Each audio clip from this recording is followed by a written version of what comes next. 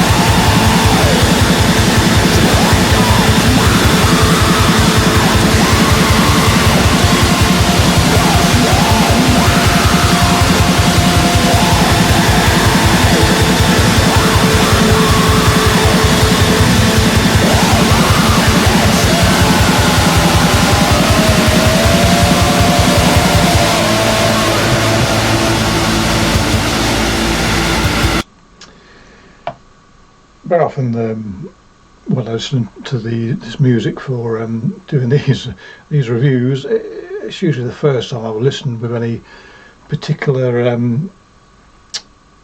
analytical perspective, and I hadn't noticed before how bombastic this track is.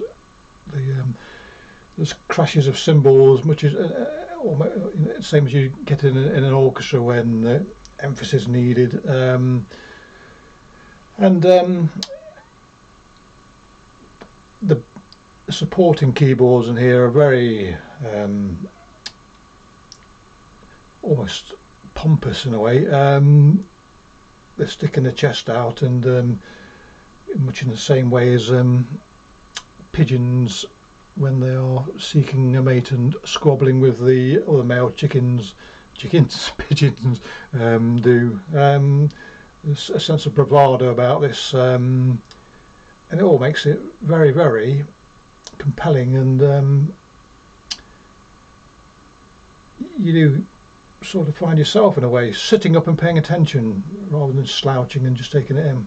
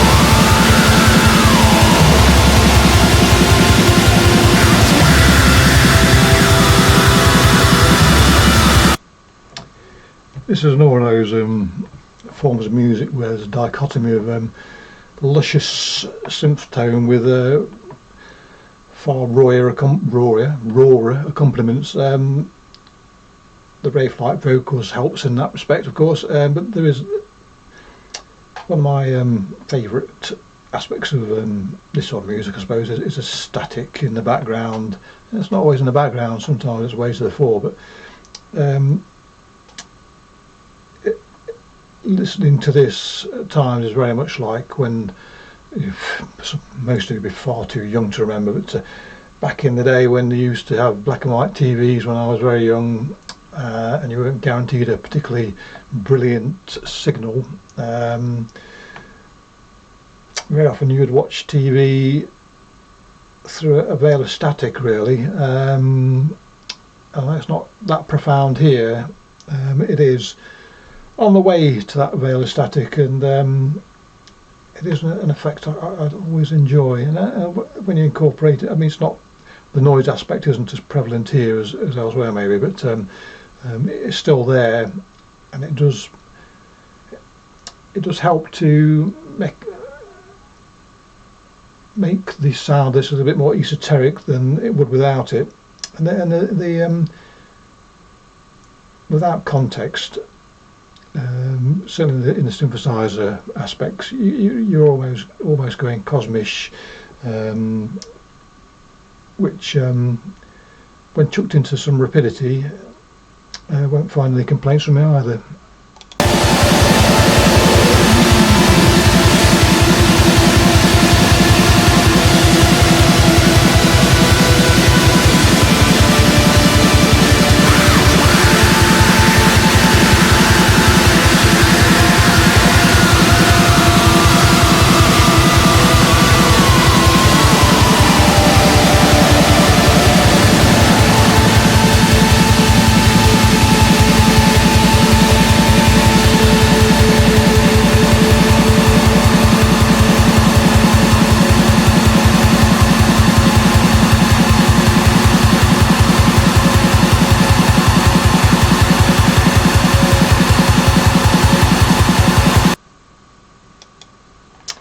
So there you go.